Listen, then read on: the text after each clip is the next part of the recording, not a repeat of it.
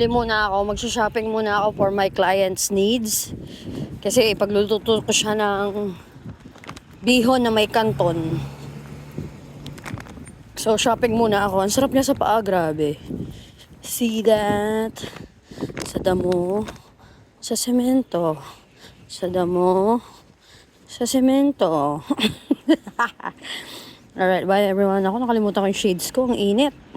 Summer na kasi ngayon eh. Kaya uso na ngayon yung mga Crocs, mga Havaianas flip-flops.